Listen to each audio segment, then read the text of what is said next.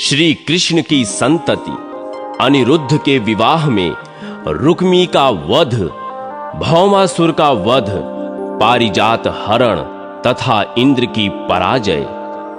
व्यास जी कहते हैं, रुक्मिणी ने प्रद्युम्न के अतिरिक्त चारुदेष्ण, सुदेष्ण, चारुदेह, सुषेण, चारुगुप्त, भद्रचारु, चारुविंद, सुचारु और बलवानों में श्रेष्ठ चारु नामक पुत्र तथा चारुमती नामक कन्या को जन्म दिया। रुक्मिणी के सिवा श्री कृष्ण की 7 पटरानियां और थीं।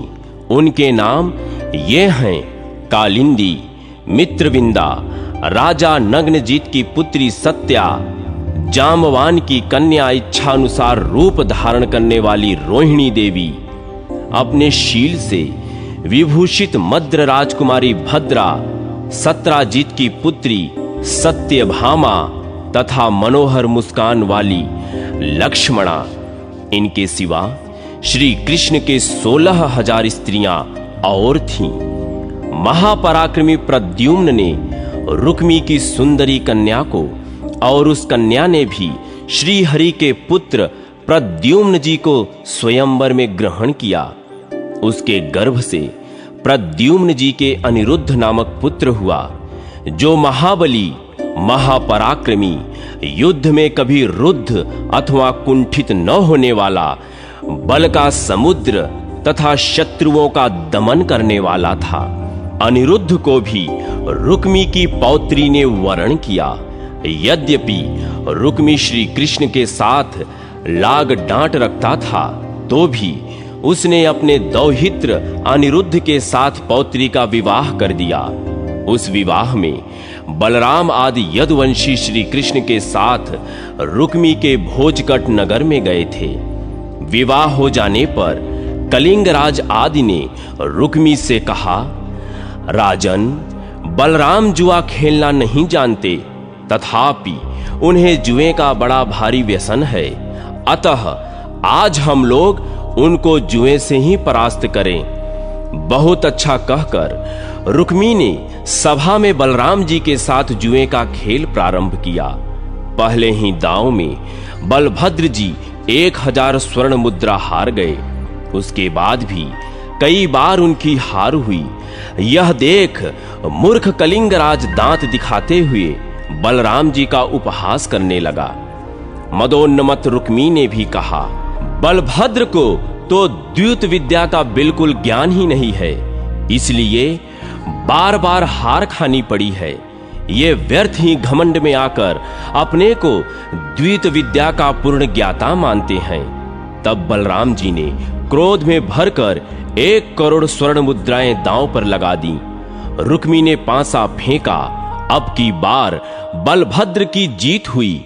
उन्होंने उच्च स्वर से कहा, मैंने जीत लिया। रुक्मी बोला, क्यों झूठ बोलते हो? जीत तो मेरी हुई है।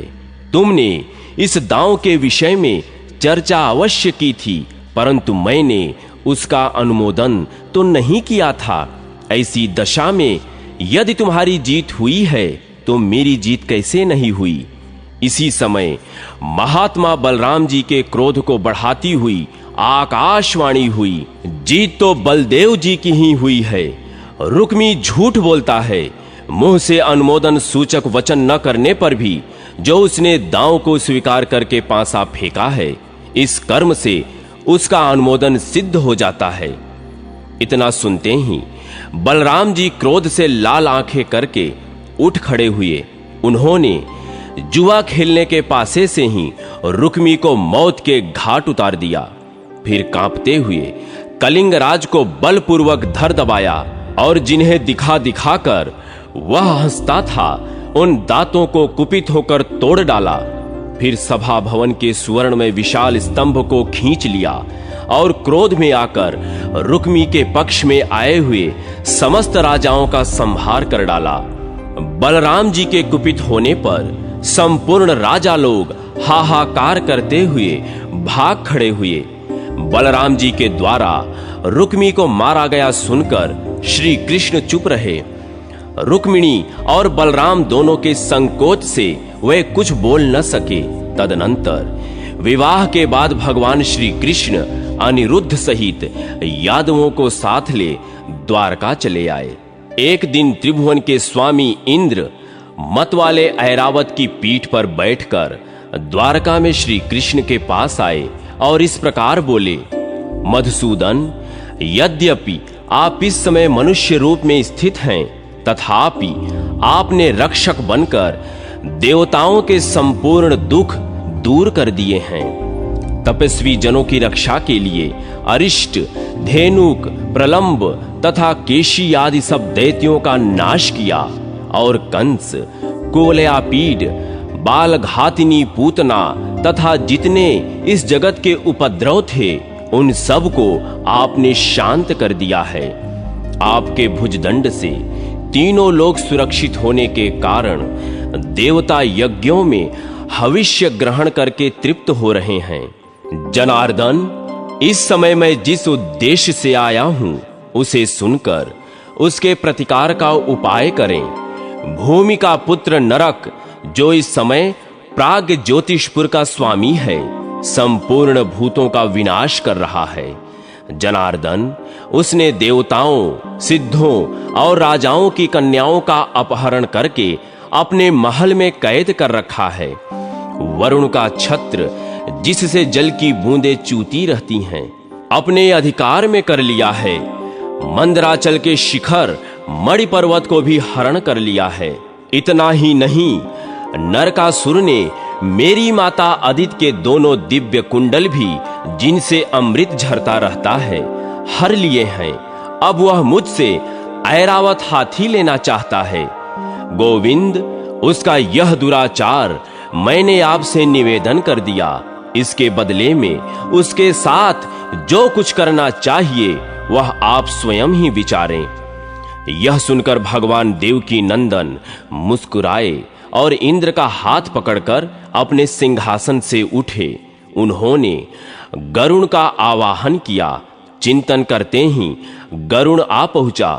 भगवान सत्यभामा को बिठाकर स्वयं भी गरुण पर सवार हुए और प्राग्ञ ज्योतिषपुर की ओर चल दिए। इंद्र भी द्वारका वासियों के देखते देखते ऐरावत हाथी पर सवार हुए और प्रसन्न चित्त हो देवलोक को चले गए। प्राग्ञ ज्योतिषपुर के चारों ओर 100 योजनों तक भयंकर पाशों, लोहे के कटीलों तारों का घेरा बना था। शत्रुओं की सेना को रोकने के लिए वे पाश लगाए गए थे। श्री हरि ने सुदर्शन चक्र चलाकर उन सब पाशों को काट डाला। तब मूर नामक दैत्य ने खड़े होकर भगवान का सामना किया, किंतु भगवान ने उसे मार डाला। मूर के 7000 पुत्र थे। श्री हरि ने चक्र की धार रूपी अग्नि से उन सबको पतंगों की भांति भस्म कर दिया। मूर को मारकर उन्होंने हयग्रीव और पंचजन को भी यमलोक पठाया तथा बड़ी उतावली के साथ प्राग्ञ ज्योतिषपुर पर धावा किया। नरक बहुत बड़ी सेना के साथ सामने आया। उसके साथ श्री कृष्ण का घोर युद्ध हुआ। उसमें श्री गोविंद ने सहस्त्रों दैत्यों का संहार किया। भूमिपुत्र नरक अस्त्र शस्त्रों की वृष्टि कर रहा था। दैत्य मंडल का विनाश करने वाले श्री हरि ने चक्र चलाकर उस असुर के 2 टुकड़े कर दिए। नरक के मारे जाने पर भूमि आदित्य के दोनों कुंडल लेकर उपस्थित हुई और जगदीश्वर श्री कृष्ण से इस प्रकार बोली, नाथ, आपने वाराह रूप धारण करके जिस समय मुझे उठाया था, उस समय आपका स्पर्श होने पर मेरे गर्भ से यह पुत्र उत्पन्न हुआ था। अतः इसे आपने ही दिया और आपने ही मार गिराया। ये दोनों कुंडल लीजिए और नरकासुर की संतान की रक्षा कीजिए। प्रभु, मेरा ही भार उतारने के लिए आप अंश सहित अवतार धारण करके इस लोक में आए हैं। आप ही कर्ता, विकर्ता और संहर्ता हैं। आप ही अविनाशी कारण हैं और आप ही जगत स्वरूप हैं। अच्युत, मैं आपकी क्या स्तुति कर सकती हूँ। आप परमात्मा, जीवात्मा और अविनाशी भूतात्मा हैं। अतः आपकी स्तुति हो ही नहीं सकती, फिर किस लिए असंभव चेष्टा की जाए। सर्वभूतात्मन मुझ पर प्रसन्न होइए। नरकासुर ने जो अपराध किया है उसे क्षमा कीजिए। वह आपका पुत्र था, अतः उसे दोष रहित करने के लिए आपने मारा है। भूत भावन भगवान श्री कृष्ण ने पृथ्वी की प्रार्थना सुनकर तथास्तु कहा। नरकासुर के महल में जो रत्न थे उन्हें अपने अधिकार में कर लिया। अंतःपुर में जाकर उन्होंने 16,100 कन्याएं देखी, 4 दांत वाले 6,000 हाथी और काम्बोज देश के 21 लाख घोड़े भी देखे। श्री गोविंद ने उन कन्याओं, हाथियों और घोड़ों को द्वारकापुरी भेज दिया। वरुण के छत्र और मणि पर्वत पर भी दृष्टि पड़ी। उन्हें भगवान ने पक्षीराज गरुण पर रख लिया। फिर सत्यभामा के साथ स्वयं भी गरुण पर सवार हो आदित्य को कुंडल देने के लिए स्वर्ग लोक में गए। वरुण के छत्र, मणि पर्वत और पत्नी सहित श्री कृष्ण को पीठ पर लिए गरुण जी मौज से चले जा रहे थे। स्वर्ग के द्वार पर पहुंचकर श्री कृष्ण ने शंख बजाया। शंख की आवाज सुनकर संपूर्ण देवता अर्घ्य पात्र लेकर भगवान की सेवा में उपस्थित हुए। उनके द्वारा पूजित हो भगवान श्री कृष्ण देव माता अदिति के महल में गए। वह भव्य भवन श्वेत बादलों के समान धवल और पर्वत शिखर के सदृश ऊंचा था। उसमें प्रवेश करके भगवान ने अदिति को देखा और इंद्र सहित उनके चरणों में प्रणाम किया। फिर दोनों दिव्य कुंडल उन्हें अर्पित किए और नरकासुर के मारे जाने का समाचार भी कह सुनाया। इससे जगन्न माता अदिति को बड़ी प्रसन्नता हुई। उन्होंने भगवान में मन लगाकर जगदाधार श्री हरि का इस प्रकार स्तवन किया। अदिति बोली, भक्तों को अभय देने वाले कमल नयन परमेश्वर, आपको नमस्कार है। आप सनातन आत्मा, भूतात्मा, सर्वात्मा और भूत भावन हैं। मन, बुद्धि और इंद्रियों के प्रेरक हैं। गुण स्वरूप आप श्वेत, दीर्घ आदि संपूर्ण कल्पनाओं से रहित हैं। जन्म आदि विकारों से पृथक हैं तथा स्वप्न आदि तीनों अवस्थाओं से परे हैं। आपको नमस्कार है।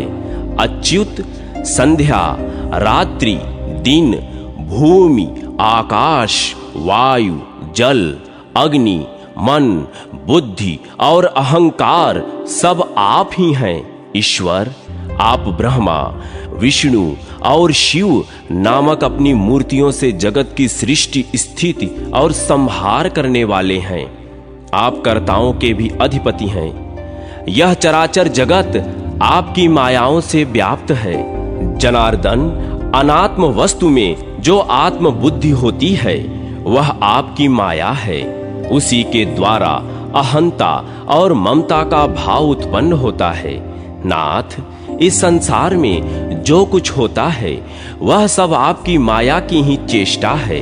भगवान, जो मनुष्य अपने धर्म में तत्पर हो आपकी निरंतर आराधना करते हैं, वे अपनी मुक्ति के लिए इस सारी माया को तर जाते हैं। ब्रह्मा आदि संपूर्ण देवता, मनुष्य और पशु, ये सभी श्री विष्णु के महान भंवर में पड़े हुए मोहांधकार से आवृत हैं। भगवान, जो आपकी आराधना करके भोगों को प्राप्त करना चाहते हैं वे आपकी माया द्वारा बंधे हुए हैं।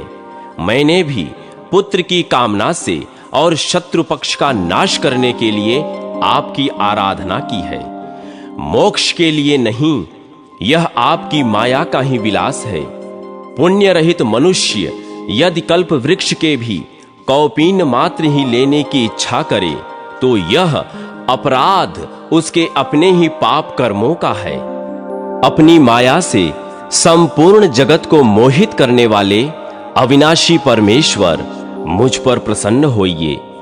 ज्ञान स्वरूप संपूर्ण भूतेश्वर, मेरे अज्ञान का नाश कीजिए। आपके हाथों में चक्र, श्रांग, धनुष, गदा और शंख शोभा पाते हैं। विष्णु, आपको बारंबार नमस्कार है। परमेश्वर शंख चक्र आदि स्थूल चिन्हों से सुशोभित आपके इस रूप का मैं दर्शन करती हूं। आपका जो परम सूक्ष्म स्वरूप है उसको मैं नहीं जानती। आप मुझ पर प्रसन्न होइए। देव माता अदिति के इस प्रकार स्तुति करने पर भगवान श्री कृष्ण हंसकर बोले, देवी, आप हम सब लोगों की माता हैं, अतः आप ही प्रसन्न होकर हमें वरदान दें। अदिति बोली, एवमस्तु नरश्रेष्ठ, जैसी आपकी इच्छा है मैं वही करूंगी। आप मर्त्यलोक में संपूर्ण देवताओं और असुरों से अजेय होंगे। तदनंतर सत्यभामा ने इंद्राणी सहित अदिति को प्रणाम किया और कहा, देवी, आप मुझ पर भी प्रसन्न हो। अदिति ने कहा, सुभ्रु, मेरी कृपा से तुम्हें वृद्धावस्था और कुरूपता नहीं स्पर्श कर सकती। तुम्हारी संपूर्ण कामनाएं पूर्ण होंगी। तत्पश्चात अदिति की आज्ञा से देवराज इंद्र ने भगवान श्री कृष्ण का आदर पूर्वक पूजन किया। श्री कृष्ण भी सत्यभामा के साथ देवताओं के नंदनवन आदि संपूर्ण उद्यानों में घूमने फिरने लगे। एक स्थान पर भगवान श्री कृष्ण ने पारिजात का वृक्ष देखा, जो परम सुगंधित मंजरियों से सुशोभित, शीतलता और आह्लाद प्रदान करने वाला, ताम्र वर्ण के पल्लवों से अलंकृत और सुवर्ण के समान कांतिमान था। अमृत के लिए समुद्र का मंथन होते समय वह प्रकट हुआ था। उसे देखकर सत्यभामा ने श्री गोविंद से कहा, नाथ, इस वृक्ष को आप द्वारका क्यों नहीं ले चलते? आप कहते हैं सत्यभामा मुझे बड़ी प्रिय है। यदि आपकी यह बात सत्य हो तो मेरे घर के आंगन की शोभा बढ़ाने के लिए इस वृक्ष को ले चलिए। सत्यभामा के यों कहने पर भगवान श्री कृष्ण ने पारिजात को गरुड़ पर रख लिया। यह देख उस वन के रक्षकों ने कहा, गोविंद, देवराज की महारानी जो शची है उनका इस पारिजात पर अधिकार है। आप उनके इस प्रिय वृक्ष को न ले जाइए। देवताओं ने अमृत मंथन के समय महारानी शची को विभूषित करने के लिए ही इस वृक्ष को प्रकट किया था। आप इसे लेकर कुशल पूर्वक नहीं जा सकते। आप अज्ञानवश ही इसे ले जाने की अभिलाषा करते हैं। भला इस पारिजात को लेकर कौन कुशल से जा सकता है? देवराज इंद्र इसका बदला लेने के लिए अवश्य आएंगे। जब वे हाथ में वज्र लेकर आगे बढ़ेंगे तब संपूर्ण देवता भी उनका साथ देंगे। अतः संपूर्ण देवताओं के साथ आपको विवाद करने से क्या लाभ? अच्युत, जिस कार्य का परिणाम कटु हो उसकी विद्वान पुरुष प्रशंसा नहीं करते।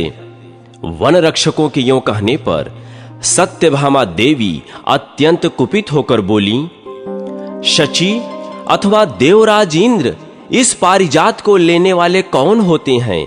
यदि यह अमृत मंथन के समय समुद्र से निकला है तब तो इस पर संपूर्ण लोकों का समान अधिकार है। इसे इंद्र अकेले कैसे ले सकते हैं? यदि अपने पति की भुजाओं के बल का अधिक घमंड होने के कारण शची इस वृक्ष को रोकती है तो तुम लोग शीघ्र शची के पास जाकर मेरी यह बात कहो।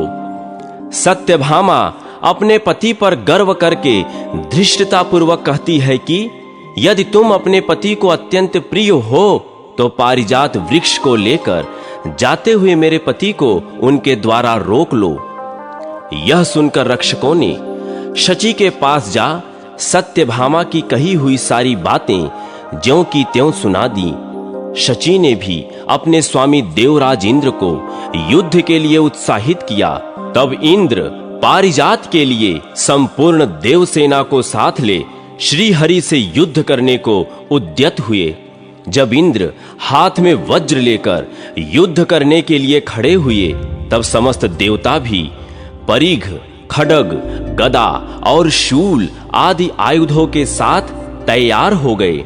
भगवान श्री कृष्ण ने देखा इंद्र ऐरावत पर सवार हो देव परिवार को साथ ले युद्ध के लिए उपस्थित हैं, तब उन्होंने पांचजन्य शंख बजाया। उसकी ध्वनि से संपूर्ण दिशाएं गूंज उठी। साथ ही उन्होंने सहस्त्रों और लाखों बाणों की वर्षा आरंभ कर दी।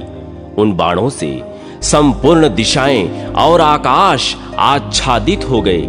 यह देख संपूर्ण देवता भी अनेक प्रकार के अस्त्र शस्त्रों की वर्षा करने लगे। संपूर्ण जगत के स्वामी भगवान मधुसूदन ने देवताओं के छोड़े हुए एक एक अस्त्र शस्त्र के खेल खेल में ही हजारों टुकड़े कर डाले। पक्षीराज गरुण ने वरुण के पाश को खींच लिया और छोटे छोटे सांपों के शरीर की भांति उसके खंड खंड कर डाले। भगवान देवकी नंदन ने यमराज के चलाए हुए दंड को गदा की मार से टूक टूक करके पृथ्वी पर गिरा दिया। कुबेर की शिविका को चक्र से तिल तिल करके काट डाला। सूर्य और चंद्रमा उनकी दृष्टि पड़ते ही अपना तेज और प्रभाव खो बैठे। अग्निदेव के सैकड़ों टुकड़े हो गए। आठों वसुओं ने भगवान के बाणों की चोट खाकर आठों दिशाओं की शरण ली। 11 रुद्र भी धराशायी हो गए। उनके त्रिशूलों के अग्रभाग चक्र की धार से छिन्न भिन्न हो गए। साध्य, विश्वदेव, मरुदगण और गंधर्व शांग धनुषधारी भगवान श्री कृष्ण के बाणों से आहत हो सेमर की रुई के समान आकाश में उड़ने लगे। गरुण तो सदा आकाश में ही चलने वाले ठहरे। उन्होंने चोंच से, पंखों से और पंजों से भी देवताओं और दानवों को घायल कर डाला। तदनंतर देवराज इंद्र और भगवान मधुसूदन एक दूसरे पर हजार हजार बाणों की वृष्टि करने लगे, मानो दो मेघ परस्पर जल की धाराएं बरसाते हों। ऐरावत और गरुण में घमासान युद्ध होने लगा। जब सब प्रकार के अस्त्र शस्त्र कटकर गिर गए, तब इंद्र ने वज्र और श्री कृष्ण ने सुदर्शन चक्र हाथ में लिया। उन दोनों को वज्र और चक्र हाथ में लिए देख चराचर जीवों सहित संपूर्ण त्रिलोकी में हाहाकार मच गया। अंतोगत्वा इंद्र ने वज्र को चला ही दिया, किंतु भगवान श्री कृष्ण ने उसे हाथ में पकड़ लिया। उन्होंने अपना चक्र नहीं छोड़ा, केवल इतना ही कहा, खड़ा रह, खड़ा रह। देवराज का वज्र व्यर्थ हो गया और उनके वाहन को गरुण ने शत विशत कर डाला। अतः वह रणभूमि से भागने लगे। उस समय सत्यभामा ने कहा, त्रिलोकीनाथ, आप तो महारानी शची के पति हैं। आपका युद्ध भूमि से भागना उचित नहीं है। पारिजात पुष्पों के हार से सुशोभित एवं प्रेम पूर्वक आई हुई शची को यदि आप पहले की भांति विजयी होकर नहीं दिखेंगे तो आपके लिए यह देवराज का पद कैसा प्रतीत होगा। इंद्र, अब अधिक प्रयास करने की क्या आवश्यकता। आप लज्जा का अनुभव न करें। आप यह पारिजात ले जाइए जिससे देवताओं की पीड़ा दूर हो। मैं आपके घर गई थी, किंतु शची ने पति के गर्व से उन्मत्त होकर मुझे आदर के साथ नहीं देखा। मैं भी स्त्री ही ठहरी और मुझे भी अपने पति पर गर्व है, तथा स्त्री होने के कारण मेरा चित्त भी अधिक गंभीर नहीं है। इसलिए मैंने आपके साथ युद्ध ठान दिया। यह पारिजात दूसरे का धन है, इसका अपहरण करने से मुझे कोई लाभ नहीं। सत्यभामा के यों कहने पर देवराज इंद्र लौट आए और बोले, मानिनी, खेद को अधिक बढ़ाने से क्या लाभ। जो संपूर्ण जगत की सृष्टि, पालन और संहार करने वाले हैं, उन विश्व रूपधारी परमेश्वर से युद्ध में हार जाने पर भी मुझे लज्जा नहीं हो सकती। देवी, जिनका आदि, अंत और मध्य नहीं है, जिनमें संपूर्ण जगत की स्थिति है, जिनसे इसकी उत्पत्ति हुई है और जिन सर्वभूतमय परमेश्वर से ही इसका संहार होगा, उन सृष्टि पालन और संहार के कारणभूत परमात्मा से परास्त होने पर भी मुझे लज्जा नहीं आती, जिनकी अत्यंत अल्प और सूक्ष्म मूर्ति को, जो संपूर्ण जगत की जननी है, सब वेदों के ज्ञाता होने पर भी दूसरे मनुष्य नहीं जान पाते, जो स्वेच्छा से ही सदा जगत का उपकार करते हैं, उन अजन्मा, अकर्ता तथा सबके आदिभूत इन सनातन परमेश्वर को जीतने में कौन समर्थ हो सकता है। व्यास जी कहते हैं, देवराज इंद्र के इस प्रकार स्तुत करने पर भगवान श्री कृष्ण ने गंभीर भाव से हंसकर कहा, जगतपते, आप देवराज इंद्र हैं और हम मनुष्य हैं। आपको मेरे द्वारा किया हुआ यह अपराध क्षमा करना चाहिए। यह रहा आपका पारिजात वृक्ष, इसे इसके योग्य स्थान पर ले जाइए। इंद्र, मैंने तो केवल सत्यभामा की बात रखने के लिए ही इसको ले लिया था। आपने मेरे ऊपर जो वज्र चलाया था उसे भी लीजिए। यह शत्रु संहारक अस्त्र आपका ही है। इंद्र बोले, प्रभो, मैं मनुष्य हूं, यों कहकर आप मुझे क्यों मोह में डाल रहे हैं। भगवान, हम तो आपके इस सगुण स्वरूप को ही जानते हैं। आपके सूक्ष्म स्वरूप का ज्ञान हमें नहीं है। जगन्नाथ, आप जो कोई भी हो, इस समय जगत की रक्षा में तत्पर हैं। असुरसूदन, आप संसार का कंटक दूर कर रहे हैं। श्री कृष्ण, यह पारिजात आप द्वारकापुरी को ले जाएं।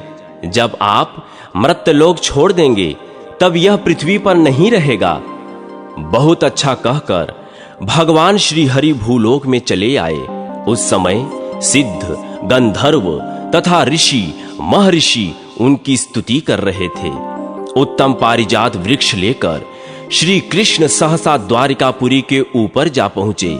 उन्होंने शंख बजाकर द्वारिका वासियों के हृदय में हर्ष भर दिया। फिर सत्यभामा के साथ गरुड़ से उतरकर पारिजात को उनके आंगन में लगाया। उसके नीचे जाने पर सब लोगों को अपने पूर्व जन्म की बातें याद आ जाती थी। उसके फूलों की सुगंध से 12 कोस तक पृथ्वी सुवासित रहती थी। संपूर्ण यादवों ने उस वृक्ष के पास जाकर जब अपना मुख देखा, तब उन्होंने अपने को अमानव देवता तुल्य पाया।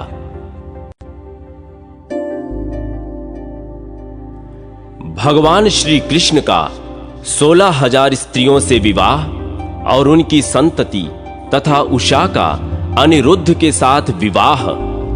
व्यास जी कहते हैं, नरकासुर के सेवकों ने जो हाथी, घोड़े, धन, रत्न तथा स्त्रियों को द्वारका में पहुंचाया था, वह सब श्री कृष्ण ने ले लिया।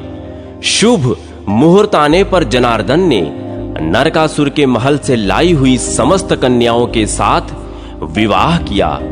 एक ही समय श्री गोविंद ने अनेक रूप धारण करके उन सब का स्वधर्म के अनुसार विधि पूर्वक पाणी ग्रहण किया।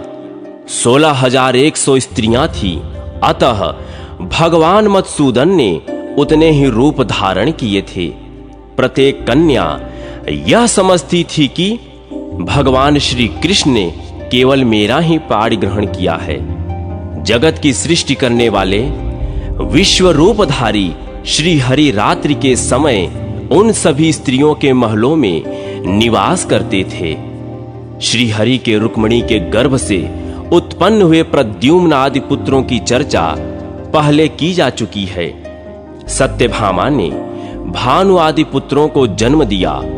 जामवती से सांब आदि का जन्म हुआ। नागनजिति से भद्रविंद आदि और शैब्या से संग्रामजीत आदि पुत्र उत्पन्न हुए। माद्री के गर्भ से वृक आदि का जन्म हुआ। लक्ष्मणा ने गात्रवान आदि पुत्र प्राप्त किए। कालिंदी से श्रुत आदि की उत्पत्ति हुई। इसी प्रकार भगवान की अन्य पत्नियों के गर्भ से जो पुत्र उत्पन्न हुए थे, उन सब की संख्या 88,800 के लगभग थी। रुक्मिणी नंदन प्रद्युम्न श्री कृष्ण के समस्त पुत्रों में श्रेष्ठ थे। प्रद्युम्न से अनिरुद्ध और अनिरुद्ध से वज्र का जन्म हुआ। अनिरुद्ध संग्राम में कभी रुकते नहीं थे। वे बड़े बलवान थे उन्होंने बलि की पौत्री और बाणासुर की पुत्री उषा के साथ विवाह किया था। उस विवाह में भगवान श्री कृष्ण तथा शंकर में बड़ा भयंकर युद्ध हुआ था। उस समय श्री कृष्ण ने चक्र से बाणासुर की सहस्त्र भुजाएं काट डाली। मुनियों ने पूछा, ब्राह्मण, उषा के लिए महादेव जी तथा श्री कृष्ण में युद्ध क्यों हुआ तथा श्री हरि ने बाणासुर की भुजाओं का उच्छेद क्यों किया? महाभाग, आप यह संपूर्ण वृत्तांत हमें बताइए। इस सुंदर कथा को सुनने के लिए हमें बड़ा कौतूहल हो रहा है। व्यास जी ने कहा, ब्राह्मणों, बाणासुर की पुत्री उषा को स्वप्न में किसी पुरुष ने आलिंगन किया। उषा का भी उसके प्रति अनुराग हो गया। इतने में ही उसकी नींद खुल गई। जागने पर उस पुरुष को न देखने के कारण उषा उत्कंठित होकर बोल उठी, प्यारे, तुम कहां चले गए? उस समय उसे लज्जा का ध्यान न रहा। बाणासुर के मंत्री कुंभांड के एक कन्या थी जिसका नाम चित्रलेखा था। वह उषा की सखी थी। उसने पूछा, राजकुमारी, तुम किसे पुकारती हो? यह सुनकर वह लाज से गड़सी गई, मुंह से एक शब्द भी बोल न सकी। तब चित्रलेखा ने उसे बहुत विश्वास दिलाया और सब बातें उसके मुख से निकलवा ली। चित्रलेखा को जब यथार्थ बात मालूम हो गई तब उषा ने उससे कहा, पार्वती देवी ने मुझे इसी प्रकार पति की प्राप्ति होने का वरदान दिया है, अतः तुम उस पुरुष को प्राप्त करने के लिए जो उपाय हो सके उसे करो। तब चित्रलेखा ने एक पट पर प्रधान देवताओं, दैत्यों, गंधर्वों और मनुष्यों का चित्र लिखकर उषा को दिखाया। उषा ने गंधर्वों, नागों, देवताओं और दैत्यों को छोड़कर मनुष्यों की ओर दृष्टि दी। उनमें भी अंधक और वृष्ण वंशों के लोगों पर विशेष ध्यान दिया। श्री कृष्ण और बलराम के चित्रों को देखकर वह सुंदरी कुछ लज्जित हो गई।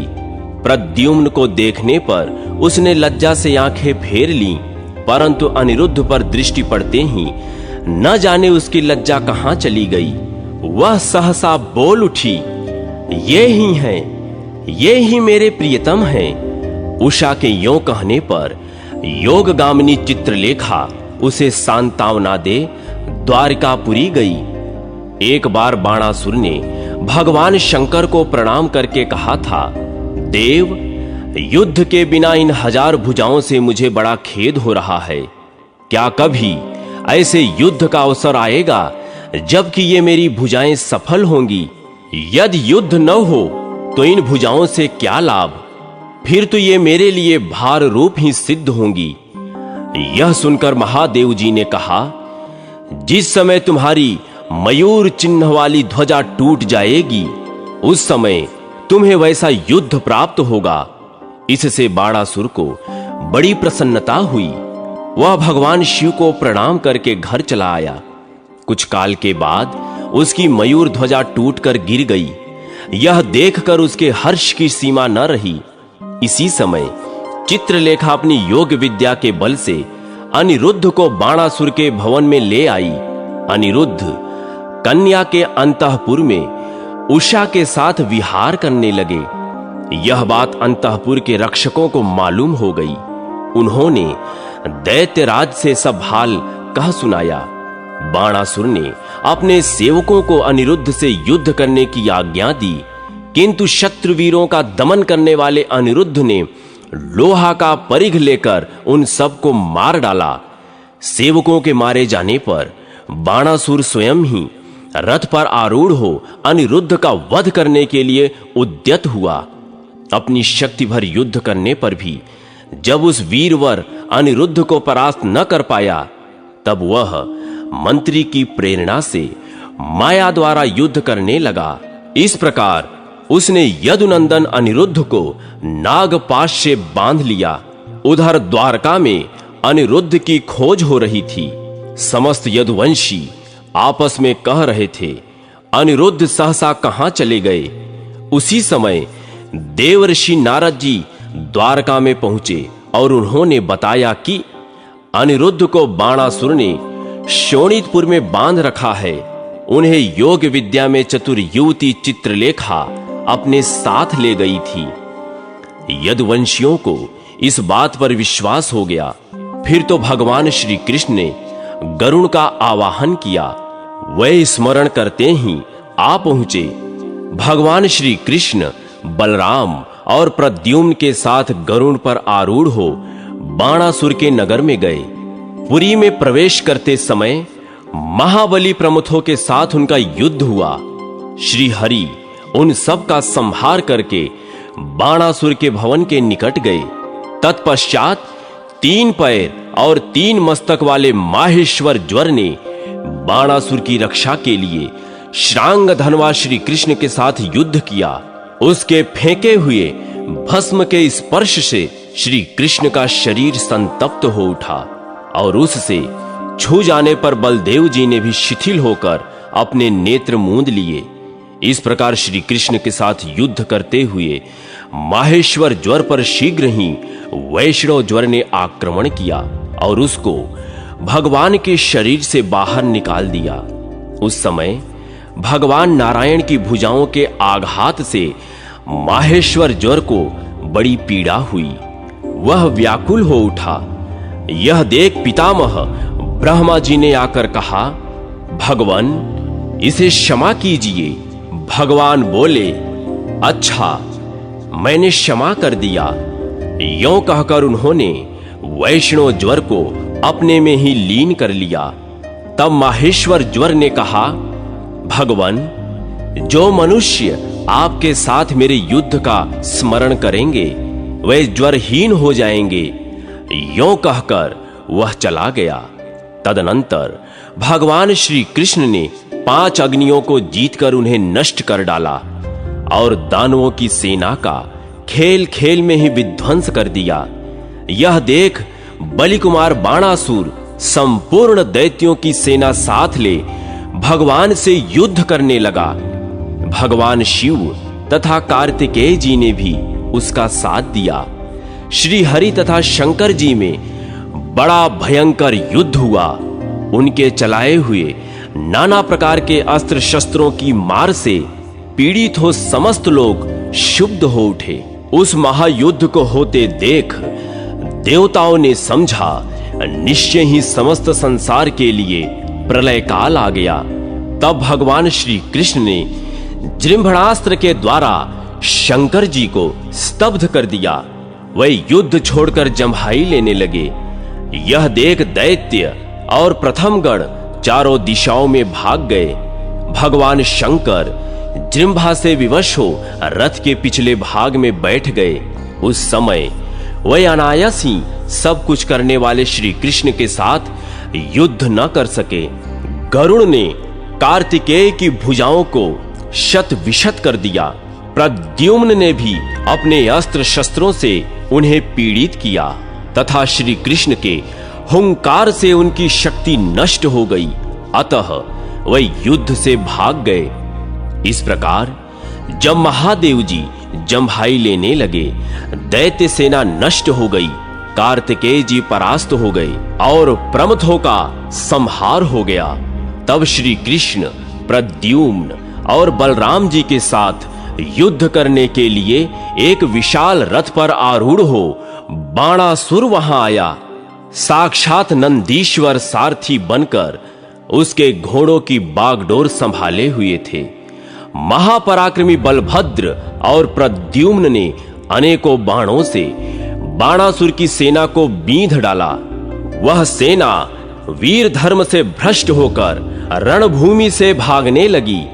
बाणासुर ने देखा उसकी सेना को बलराम जी हल से खींचकर मूसल से मारते हैं और भगवान श्री कृष्ण भी उसे अपने बाणों का निशाना बनाते हैं। तब उसका श्री कृष्ण के साथ घमासान युद्ध छिड़ गया। दोनों एक दूसरे पर कवच को भी छेद डालने वाले तेजस्वी बाण छोड़ने लगे। भगवान श्री कृष्ण ने बाणासुर के चलाए हुए बाणों को अपने सायकों से छिन्न भिन्न कर डाला। फिर बाणासुर ने श्री कृष्ण को और श्री कृष्ण ने बाणासुर को घायल किया। दोनों एक दूसरे को जीतने की इच्छा से परस्पर अस्त्र शस्त्रों की बौछार कर रहे थे। जब संपूर्ण अस्त्र शस्त्र छिन्न भिन्न हो गए, तब भगवान श्री कृष्ण ने बाणासुर को मारने का निश्चय किया। उन्होंने सैकड़ों सूर्यों के समान तेजस्वी सुदर्शन चक्र हाथ में लिया और बाणासुर को लक्ष्य करके चला दिया। वह शत्रु की भुजाओं को काट डालना चाहते थे। श्री कृष्ण के द्वारा प्रेरित चक्र ने क्रमशः उस असुर की भुजाओं का उच्छेद कर डाला। जब बाणासुर की भुजाओं का जंगल कट गया, तब भगवान श्री कृष्ण ने उसका नाश करने के लिए चक्र हाथ में लिया। वे उसे छोड़ना ही चाहते थे कि भगवान शंकर को उनका मनोभाव ज्ञात हो गया। तब वे तुरंत कूदकर भगवान के सामने आ गए। उन्होंने देखा भुजाओं के कट जाने से बाणासुर के शरीर से रक्त की धारा गिर रही है। तब शांतिपूर्वक भगवान की स्तुति करते हुए, कृष्ण कृष्ण जगन्नाथ, मैं आपको जानता हूं, आप पुरुषोत्तम, परमेश्वर, परमात्मा और आदि अंत से रहित पर ब्रह्म हैं। आप जो देवता, पशु, पक्षी तथा मनुष्यों की योनि में शरीर धारण करते हैं, यह आपकी लीला मात्र है। आपकी चेष्टा दैत्यों का वध करने के लिए होती है। प्रभो, प्रसन्न होइए, मैंने बाणासुर को अभय दे रखा है। आपको मेरी बात असत्य नहीं करनी चाहिए। मेरा आश्रय पाने से यह दैत्य बहुत बढ़ गया है। वास्तव में यह आपका अपराधी नहीं है। मैंने ही इसे वरदान दिया था, अतः मैं ही इसके लिए आपसे क्षमा चाहता हूं। भगवान शंकर के यों कहने पर भगवान श्री कृष्ण का मुख प्रसन्न हो गया। बाणासुर के प्रति उनके मन में कोई अमर्ष नहीं रह गया। उन्होंने शिव जी से कहा, शंकर, यदि आपने इसे वर दे रखा है तो यह बाणासुर जीवित रहे। आपके वचनों का गौरव रखने के लिए हमने अपना चक्र लौटा लिया है। शंकर, आपने जो अभय दान दिया है वह मैंने भी दिया है। आप अपने को मुझसे पृथक न देखें। जो मैं हूं वही आप हैं, और वही यह देवता, असुर तथा मनुष्यों सहित संपूर्ण जगत भी है। जिनका चित्त अविद्या से मोहित है, वही पुरुष भेद दृष्टि रखने वाले होते हैं। यों कहकर भगवान श्री कृष्ण अनिरुद्ध के पास गए। उनके जाते ही अनिरुद्ध को बांधने वाले नाग भाग खड़े हुए। गरुण की पंखों की हवा लगने से वे सूख गए थे। तदनंतर पत्नी सहित अनिरुद्ध को गरुण पर चढ़ाकर भगवान श्री कृष्ण, बलराम और प्रद्युम्न द्वारकापुरी में आए। पौंड्रक का वध और बलराम जी के द्वारा हस्तिनापुर का आकर्षण। मुनियों ने कहा, भगवान श्री कृष्ण ने मानव शरीर धारण करके बहुत बड़ा पराक्रम किया, जो उन्होंने लीलापूर्वक ही इंद्र, महादेव जी तथा संपूर्ण देवताओं को जीत लिया। मुनिश्रेष्ठ, देवताओं की चेष्टा का विघात करने वाले भगवान ने और भी जो कर्म किए थे, वे सब हमसे कहिए। हमें उन्हें सुनने के लिए बड़ा कौतूहल हो रहा है। व्यास जी बोले, मुनिवरों, बतलाता हूं। मनुष्यावतार में श्री हरि ने जो लीलाएं की थीं, उन्हें आदर पूर्वक सुनो। पुंड्रक वंशी वासुदेव नामक एक राजा था। वह भगवान वासुदेव बन बैठा था। कुछ अज्ञान मोहित मनुष्यों ने उससे यह कहा था कि आप ही इस पृथ्वी पर वासुदेव के रूप में अवतीर्ण हुए हैं। उनकी बातों में आकर वह स्वयं भी अपने को अवतार मानने लगा था। वासुदेव बनने की धुन में वह अपने वास्तविक स्वरूप को भूल गया और भगवान विष्णु के जितने चिन्ह हैं, उन सब को धारण करने लगा। इतना ही नहीं, उसने भगवान श्री कृष्ण के पास अपना दूत भी भेजा और उसके मुख से कहलाया, ओ मूढ़, तूने जो चक्र आदि मेरे चिन्ह और मेरा वासुदेव नाम धारण किया है, वह सब शीघ्र ही त्याग दे और अपने जीवन की रक्षा के लिए मेरी शरण में आ जा। यह सुनकर भगवान श्री कृष्ण हंस पड़े और दूत से बोले, तुम जाकर राजा पौंड्रक से मेरी यह बात कहना। राजन, मैंने तुम्हारे वचनों का तात्पर्य भली भांति समझ लिया है। अब तुम्हें जो कुछ करना हो वह करो। मैं अपने चिन्ह को साथ लेकर ही तुम्हारे नगर में आऊंगा और उस चिन्ह स्वरूप चक्र को तुम्हारे ऊपर ही छोड़ूंगा। इसमें तनिक भी संदेह नहीं है। तुमने जो आज्ञा पूर्वक आने का संदेश दिया है, उसका मैं अविलंब पालन करूंगा।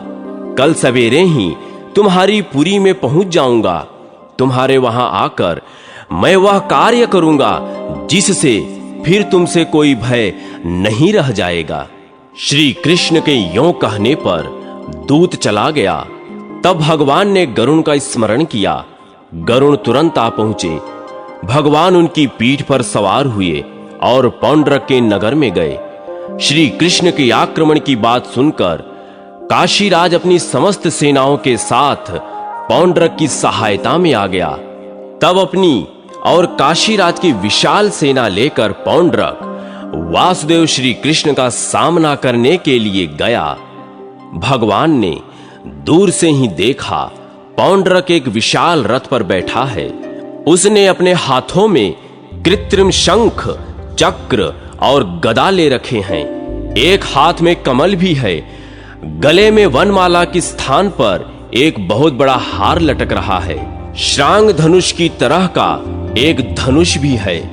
रथ पर गरुण चिन्ह से अंकित एक ध्वजा फहरा रही है और उसकी छाती में श्री वत्स का कृत्रिम चिन्ह भी बना हुआ है। उसने मस्तक पर किरीट, कानों में कुंडल और शरीर पर पीतांबर धारण कर रखा है। उसे देखकर भगवान श्री कृष्ण गंभीर भाव से हंसे और उसकी सेना के साथ युद्ध करने लगे। श्रांग धनुष से छूटे हुए बाणों से, गदा से और चक्र की मार से उन्होंने काशीराज की सेना का संहार कर डाला और अपने समान चिन्ह धारण करने वाले अज्ञानी पौंड्रक से कहा, पौंड्रक, तुमने जो दूत के मुख से मुझे कहला भेजा था कि तुम अपने चिन्ह छोड़ दो, सो अब मैं तुम्हारे आदेश का पालन करता हूं। लो, यह चक्र छोड़ा, यह गदा छोड़ दी और इस गरुण को भी छोड़ा। यह तुम्हारी भुजा पर आरूढ़ हो जाए। यों कहकर भगवान ने अपने छोड़े हुए चक्र से पौंड्रक को विदीर्ण कर डाला। गदा के आघात से उसे पृथ्वी पर गिरा दिया और गरुण ने उसके कृत्रिम गरुण को भी तोड़ फोड़ डाला। पौंड्रक के मारे जाने पर वहां लोगों में हाहाकार मच गया। तब काशीराज अपने मित्र का बदला चुकाने के लिए श्री कृष्ण के साथ युद्ध करने लगे। श्री कृष्ण ने श्रांग धनुष द्वारा छोड़े हुए बाणों से काशीराज का मस्तक काटकर उसे काशीपुरी में फेंक दिया। यह लोगों के लिए बड़े विस्मय का कार्य था। इस प्रकार पौंड्रक और काशीराज को सेवकों सहित मारकर भगवान श्री कृष्ण द्वारका में चले आए और वहां स्वर्गलोक में स्थित देवता की भांति विहार करने लगे। मुनियों ने कहा, मुने, अब हम परम बुद्धिमान बलराम जी के शौर्य और पराक्रम का वृत्तांत सुनना चाहते हैं। आप उसी का वर्णन कीजिए। व्यास जी बोले, मुनियों, बलराम जी इस पृथ्वी को धारण करने वाले साक्षात भगवान शेष हैं। उनकी महिमा अनंत है। वे अप्रमेय हैं। उन्होंने जो कार्य किया उसका वर्णन करता हूं। सुनो, दुर्योधन की पुत्री कुमारी लक्ष्मणा स्वयंवर में जा रही थी। उस समय जाम्बवती के पुत्र वीरवर सांब ने उसे बलपूर्वक हर लिया।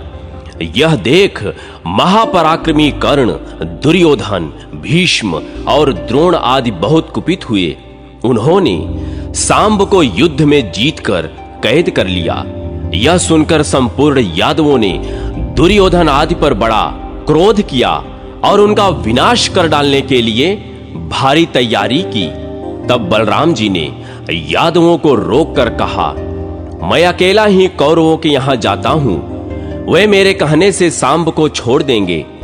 तदनंतर बलराम जी हस्तिनापुर में जाकर बाहर के उद्यान में ठहर गए, नगर में नहीं गए। बलराम जी को आया जान दुर्योधन आदि कौरवों ने उन्हें गौ, अर्घ्य और जल भेंट किए।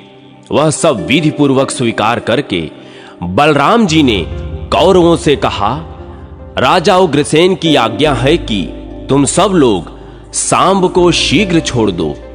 बलदेव जी की यह बात सुनकर भीष्म, द्रोण, कर्ण और दुर्योधन आदि के क्रोध की सीमा न रही। राजा बाहलिक आदि भी कुपित हो उठे। उन्होंने यदकुल को राज्य के अधिकार से वंचित जान बलराम जी से कहा, बलदेव, तुमने यह कैसी बात कह डाली? कौन ऐसा यदुवंशी है जो कौरवों को आज्ञा देगा? यदि उग्रसेन भी कौरवों को आज्ञा दे, तब तो हमें राजाओं के योग्य श्वेत छत्र धारण करने से क्या लाभ होगा?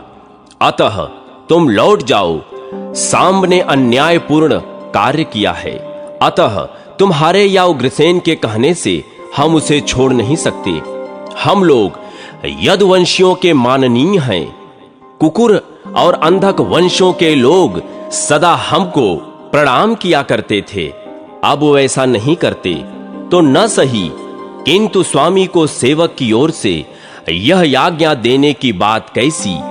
हमने तुम लोगों को अपने समान आसन और भोजन देकर जो सम्मानित किया, उससे तुम्हारा अहंकार बहुत बढ़ गया है। इसमें तुम्हारा क्या दोष है? हमने ही प्रेमवश नीति नहीं देखी। बलराम, हमने तुम्हारे लिए जो यह अर्घ निवेदित किया है, इसमें केवल प्रेम ही कारण है। हमारे कुल की ओर से तुम्हारे कुल को अर्घ्य देना कदापि उचित नहीं है। यों कहकर कौरव चुप हो गए। उन्होंने श्री कृष्ण के पुत्र को बंधन से मुक्त नहीं किया।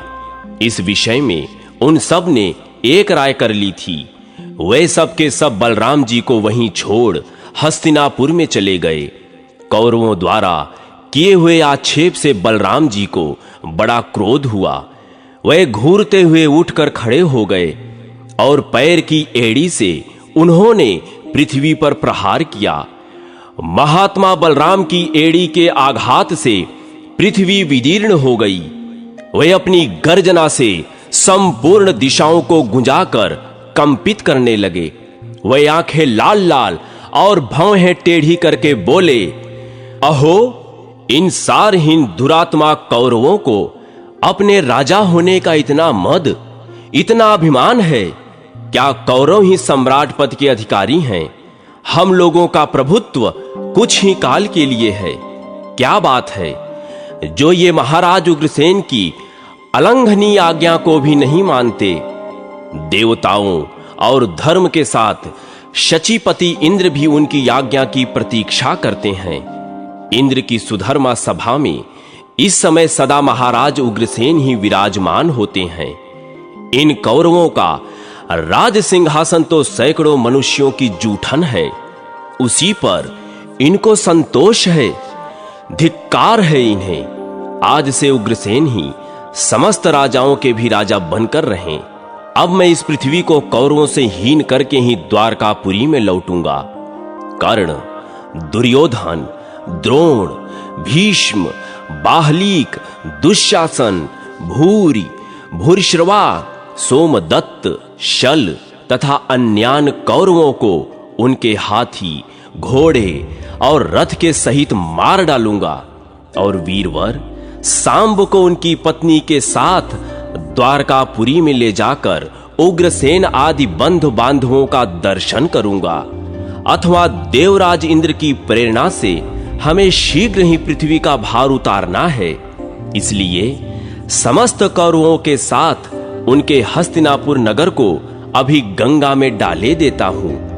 यों कहकर क्रोध से लाल आंखें किए बलभद्र जी ने अपने हल का मुख नीचे की ओर किया और चहार दीवारी की जड़ में धंसाकर खींचा।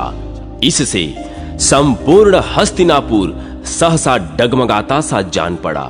यह देख समस्त कौरव व्याकुल चित्त होकर हाहाकार करने लगे और बलराम जी के पास आकर बोले, महाबाहु राम, बलराम, क्षमा कीजिए, क्षमा कीजिए। मूसला युद्ध अपना क्रोध शांत कीजिए और हम पर प्रसन्न होइए। बलराम ये पत्नी सहित सांब आपकी सेवा में समर्पित हैं। हम आपका प्रभाव नहीं जानते, इसी से हम लोगों के द्वारा आपका अपराध हुआ है। अब कृपया उसे क्षमा करें। यों कहकर कौरवों ने पत्नी सहित सांब को बलभद्र जी के सामने उपस्थित कर दिया। भीष्म, द्रोण और कृपाचार्य आदि बलराम जी को प्रणाम करके प्रिय वचन कहने लगे। तब बलवानों में श्रेष्ठ बलराम ने कहा, अच्छा, मैंने क्षमा कर दिया। इस समय भी हस्तिनापुर गंगा की ओर कुछ झुका सा दिखाई देता है। यह बलवान और शूरवीर बलराम का ही प्रभाव है। तदनंतर कौरवों ने बलराम जी के सहित सांब का पूजन करके बहुत से दहेज और नववधू के साथ उन्हें द्वारकापुरी में भेज दिया।